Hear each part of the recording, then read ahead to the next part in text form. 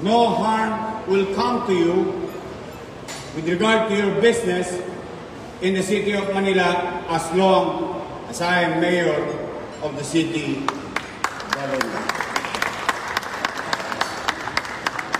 Kaya sa mga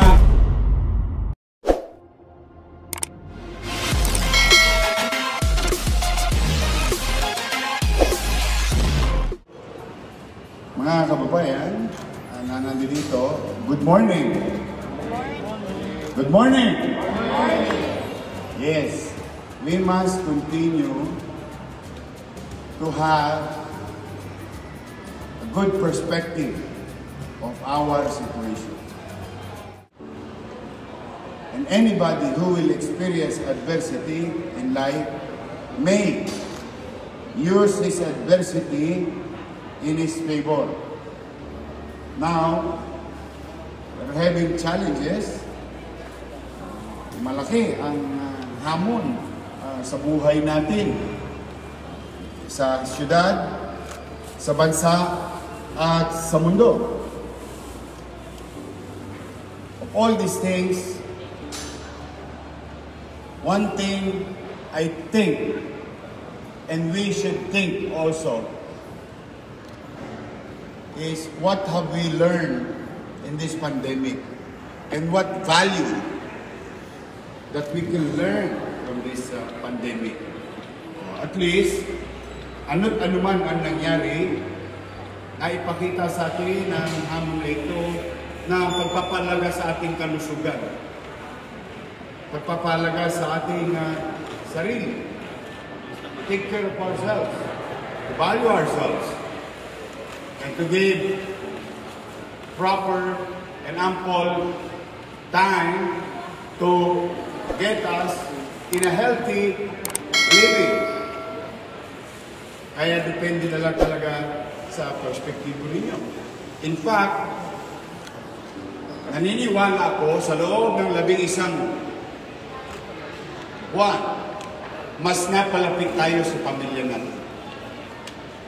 That I believe also. So, ano't ano man ang mga nararanasan nating hirap sa negosyo, sa pananalapi, at nagkaroon ng malaking masamang epekto sa trabaho na siya naman kailangan ng tao. Ngunit, pasasaan ba? Katulad ng araw, pagdating ng takdang oras, ito'y titiklop. Katulad ng mga salita, sa dulo nito ay may tuldok. Yan din ang mangyayari sa pandemya nito. So, we must hold on. We must continue to hope that after the rain, there will be rain. Because life must go on. We must learn how to live with this.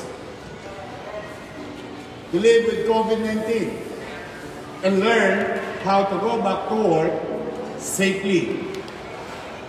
Sad, but we cannot do about it that some businesses suffer. And some are trying to survive. And some are taking advantage of the situation that other services and products can rise with the pandemic. So, kaya sa inyo na nandito, sa ating mga organisasyon, umasa naman kayo at sa ating mga Pilipino-Chinese na naninirahan at patuloy na naninirahan at patuloy na naghahanap buhay sa lungsod ng Maynila, in our own little way, ang isusukli namin sa inyo sa patuloy ninyong pagtitiwala sa panirahan at pagninegosyo sa Maynila, ay pipilitin namin laging maging mainam, masinop, at epesyente kayong paglingkuran. Walang singkong duling ang matatapon sa basurahan. We will make sure that every single cent na binigay ninyo sa pamahalaan, it will be utilized to address other allied problems on top of the health issue or pandemic in the city. And as another commitment, we will work hard in our own little way with our Vice Mayor, Manila Puna, that vaccine will arrive in Manila as soon as possible.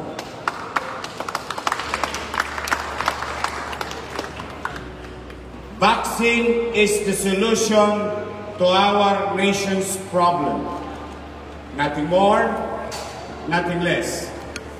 But without it, for now, we can live with it, with the virus. And we've learned so much already. As you can see, you are a witness of that process and learning. Today, at this very moment, we are celebrating New Year. We did not cancel the celebration. It will push through. But we are celebrating it in a different manner that can be done. Not putting our people into harm. So yun ang mahalaga. Tuloy ang selebrasyon, medyo iba nga lang. Kaya wag kayong mawawalan ng pag-asa. Magsisikap talaga kami. Ako, sa totoo lang, tinatanong ako ni Henry kanina. Henry, ilang oras ka natutulog? Ay gusto ko sana sabihin kay Henry, huwag mong intindihin yung walang tulog. Ang masama yung walang gising.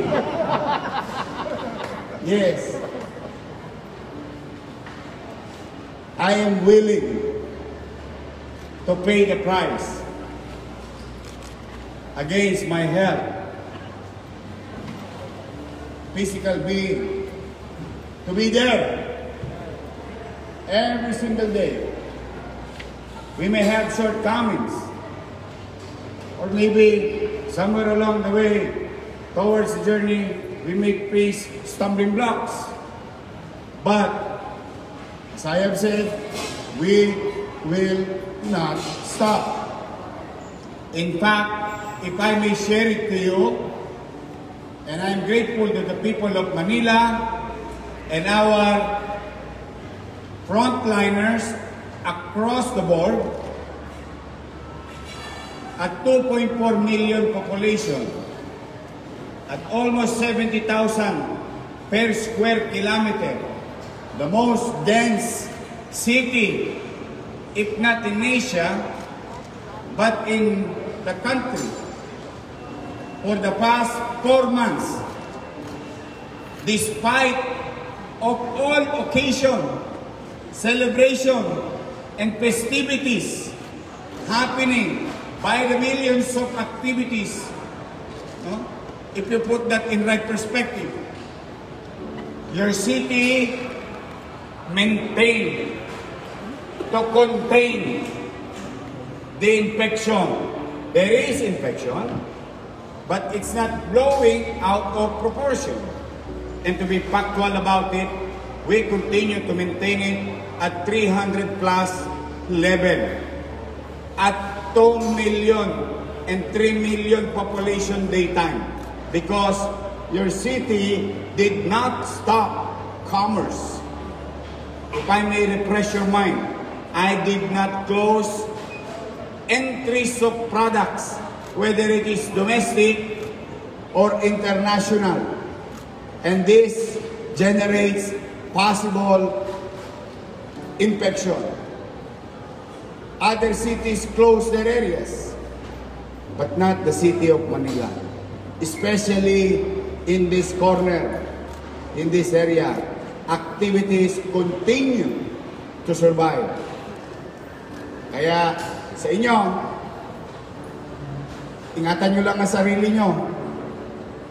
Yun lang ang hinihingi ko sa inyo. Wala kong ibang hingin.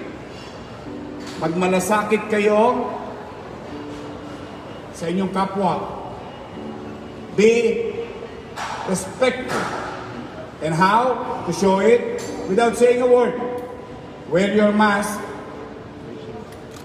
Wash your hands. And just practice physical distancing.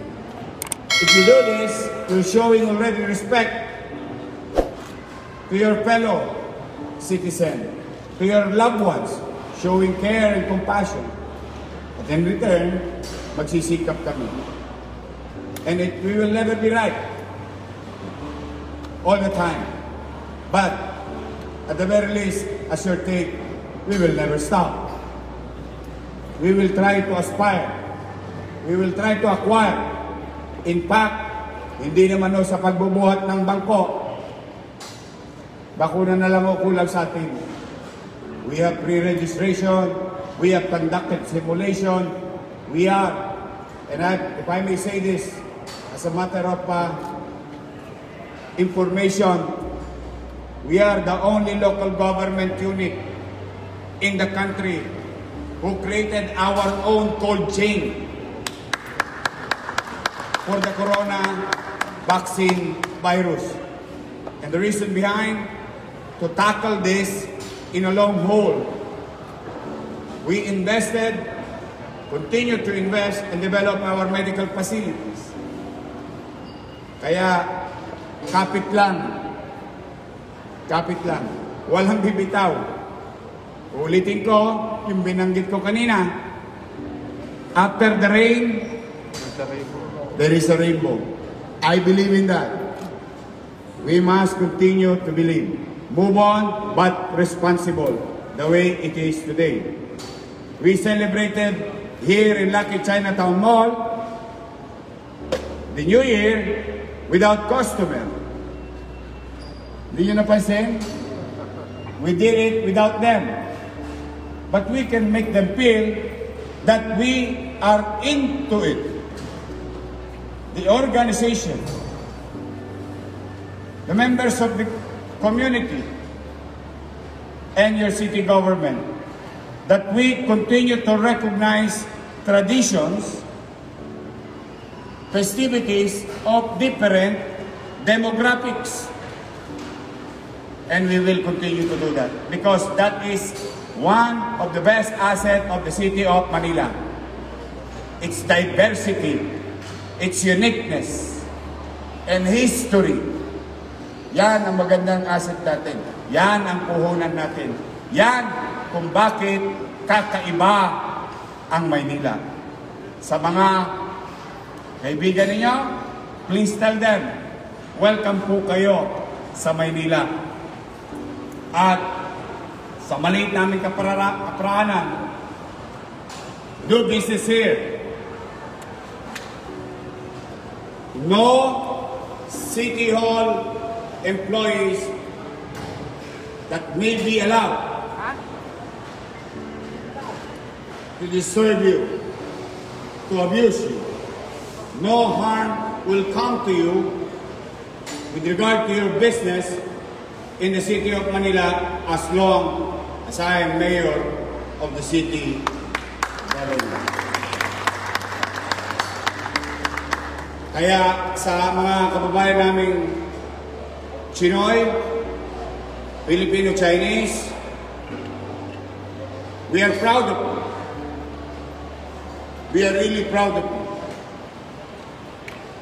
While it is true that there are portions of drops of Chinese blood in your vein, but most of it, I believe, and in your heart, in your mind, you are Filipino, and you are Manileño. Now, let's work hand in hand. Community and the government. Ang kalaban, coronavirus. Hindi Chinese, hindi Pilipino, hindi Filipino-Chinese, hindi politiko, hindi korporasyon, hindi kapitbahay. hindi kaibigan, hindi kalaban sa negosyo. Ang kalaban, ulitin ko sa inyo, ang kalaban natin sa gerang ito ay coronavirus. Sumira ng buhay ng mga kababayan natin. Sumira ng hanap buhay ng mga kababayan natin. Then, if you put that in your heart and mind every single day, the moment you step out of your respective home and businesses, I think you will never go wrong. That it's clear in your path every day na mayroong panganib na naghihintay sa atin. Hindi dala ni naman, kundi dala ng virus na alam naman natin. So, my wish to Filipino-Chinese, more than the business, because we can lose money, but we can win back money. We can earn back money. So the only ways mabibigay namin sa inyo,